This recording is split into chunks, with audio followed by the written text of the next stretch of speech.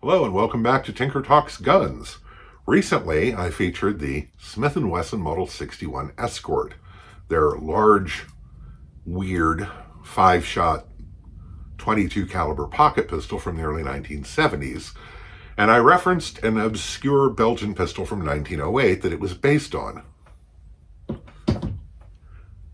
This is that pistol.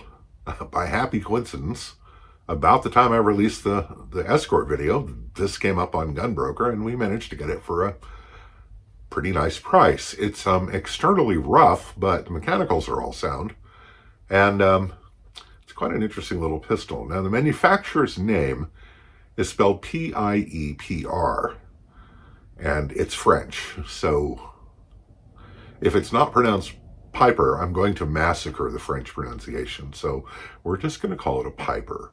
In the US, this is known as a Pieper Model 1908, which is the year it was patented. Although it didn't begin production until either 1909, 1910, details are a little hazy. In 1911, they introduced it in .380 ACP, also as a 5-shooter. It's a very short magazine in these because of the barrel being located under the recoil spring. And a few years after that, they introduced it in .25 ACP. And again, for years, the .32 and the .380 were advertised as the smallest pistols of their caliber. And that was the big selling point. It's quite a well-made little pistol, even though this one's a bit rough. And let's go to the table and dive in. So, first things first, your eyes do not deceive you. The Smith & Wesson 22 is actually slightly larger than its larger caliber predecessor. Immediate notes: the safety located here on the Bayard is kind of awkward to use. Smith & Wesson safety is much, much better. But we've already talked about the Smith & Wesson, so let's set that aside. Now, the Bayard is a hair under 5 inches long and a hair under 3.5 inches tall. Let's check, unload, and show clear.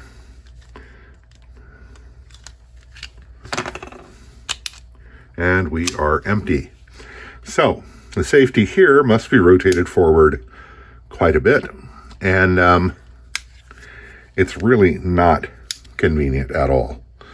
The sights, while prominent, are awful. That very shallow, very tall sight with a very shallow V-notch in the back. And the front post isn't too bad. But, well, pocket pistol sights in this era were not a high priority. They were expected to be used at an arm's length. And so, pardon me, and so that, there's a Heel magazine release, and hilariously, there's a lovely cutout at the front of the slide, or excuse me, front of the grip frame, so you can help pull out the magazine, except there's nothing there to grip. Earlier versions of this pistol had a fingernail notch cut there, but on this one, you have to push back and pull this little tab on the side of the magazine, which is fairly seriously annoying. Fast reloads were not going to be a thing with this gun. As small as it is, it's not exactly lightweight. It weighs 16.9 ounces, which puts it in the range of a 5-shot snub-nose 38. But it was early days for semi-automatic pistols, and they didn't really have conventions established for how everything could best work. And because the barrel is mounted on the bottom with the recoil spring above it, that means you had a necessarily shorter magazine, and that meant you held fewer rounds. There are witness holes for all 5 shots that go in the magazine. And aside from the difficulty in removing the magazine, which I imagine would have been helped by one of these 7-shot magazines, which I can only imagine stuck out about an inch, but that sort of defeats the purpose of it being a pocket pistol. So, let's take it apart. It does take apart differently than the Smith & Wesson. Smith & Wesson thought it would be a good idea to change it up so that you had to stick your hand in front of the muzzle to disassemble the gun.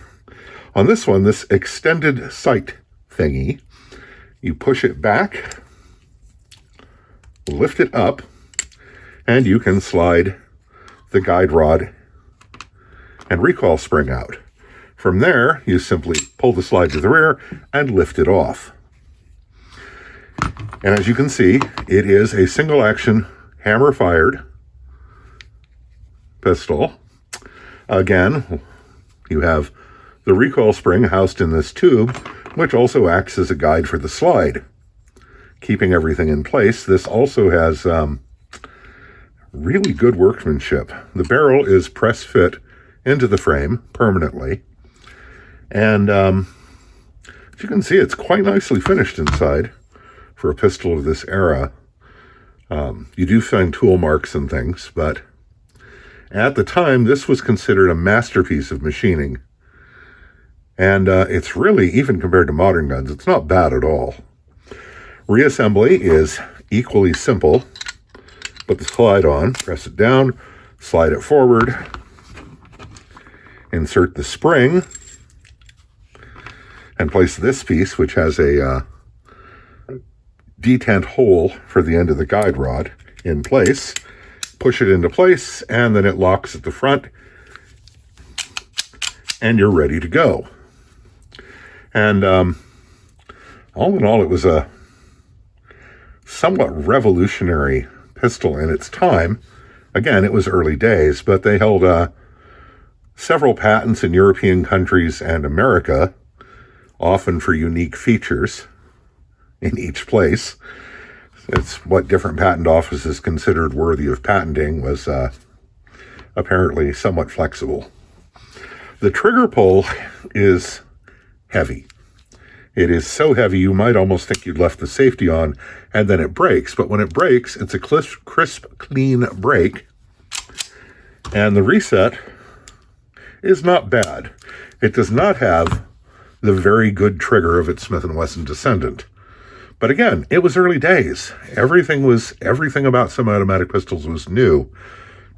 I mean, when this pistol was designed, this format with the magazine in the handle and the slide on top was 5 years old.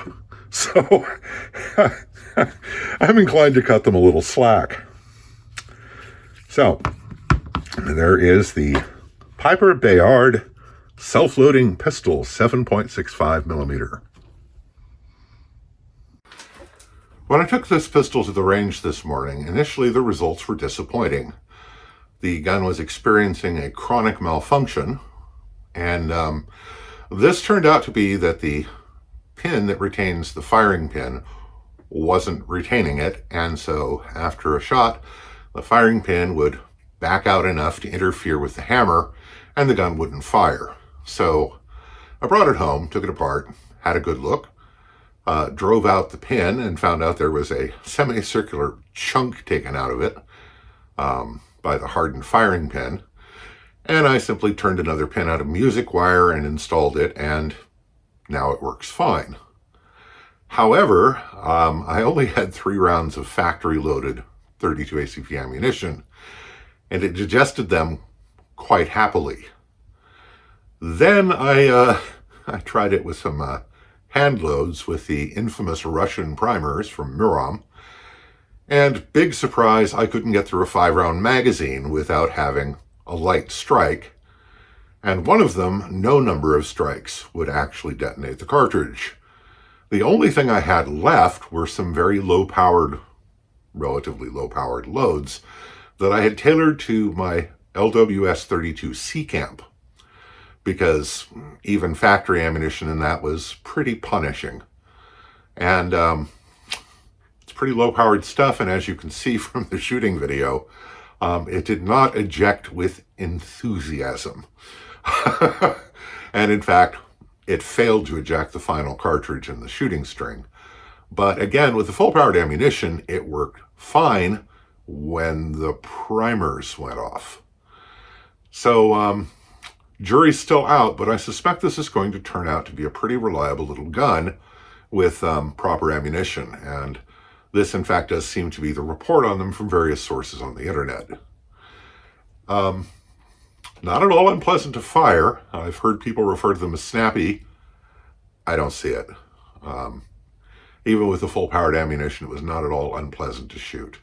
The grip is a little different because, of course, with the hammer housed in the frame, it has to have this big jump down to accommodate the mechanism.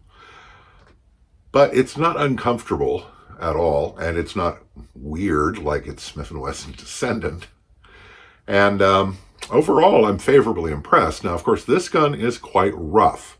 It is, most of the front of the gun is covered with what a collector friend of mine assures me is blood pitting. There's probably a pretty interesting story there. I don't know. But I quite like it. We'll have to shoot it more with proper ammunition and see what's what. But I think it's a fun little gun and certainly a neat addition to the family, given how much I love its Smith & Wesson Descendant, however weird it is. So, the Pieper Bayard self-loading pistol, 7.65 millimeter. It's nifty. It's just cool. And I think I'm going to enjoy shooting it quite a bit. Of course, I am going to temper that with the knowledge that it's over 100 years old. But I've never let that stop me before. So I hope you're all doing well. Stay safe and take care, and we'll see you again soon.